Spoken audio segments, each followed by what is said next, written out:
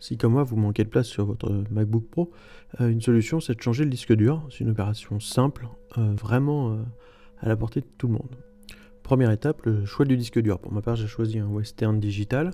L'important c'est de choisir un 2,5 pouces et d'une hauteur maximum de 9,5 pour être sûr que ça puisse rentrer. Les outils utilisés c'est donc un tournevis cruciforme assez fin pour pas abîmer les vis et puis un tournevis torche. Pour ma part c'était un taille 8.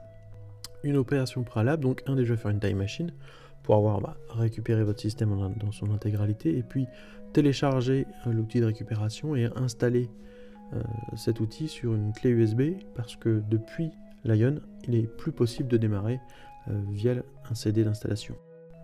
Voilà, vous êtes prêts, vous pouvez maintenant retourner votre MacBook et puis commencer à dévisser les vis qui se situent au dos. Important, moi je vous conseille de mettre les vis en face, de les poser autour du MacBook parce qu'elles ne font pas toutes la même dimension pour pouvoir les remettre à leur place une fois l'installation du disque terminée.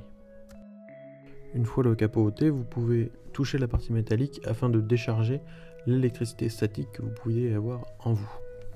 Pour désengager le disque, c'est simple, il suffit d'enlever la petite barrette noire qui se situe à côté et puis de tirer le disque vers vous tout simplement, il viendra.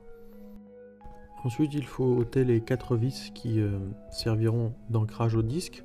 Et puis, vous pouvez pas récupérer la petite partie en plastique qui permet de tirer le disque vers vous pour l'installer sur le nouveau disque.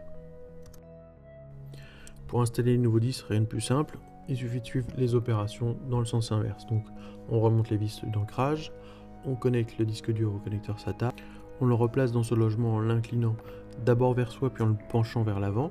Et puis on remet la barrette de blocage et puis on referme le capot avec les vis. Voilà, l'opération de démontage et de remontage du nouveau disque est terminée. Personnellement ça m'a pris environ 10 petites minutes, même en ayant le temps de filmer pour vous montrer à quoi ça ressemblait. Une opération assez simple, à la portée vraiment de tous.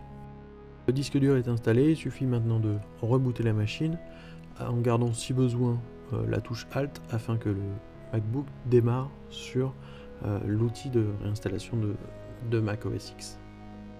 Une fois l'outil lancé, il vous suffira de brancher le disque dur sur lequel est votre time machine et puis de choisir la restauration depuis celui-ci. Prévoyez un peu de temps et puis branchez votre chargeur parce que l'opération peut durer plusieurs heures. Dans mon cas, il m'a fallu à peu près 3 heures pour réinitialiser mon MacBook. En conclusion, je pourrais vous dire que changer un disque dur de MacBook, c'est vraiment ultra simple pour juste avoir un peu de courage d'ouvrir l'antre de sa machine. Mais une fois qu'on a passé ce cap, changer le disque dur, ça se fait à peu près 10 minutes. Le plus long, c'est la restauration. Donc l'important finalement, c'est de bien faire une bonne time machine, bien efficace. Et puis le reste, c'est vraiment très simple.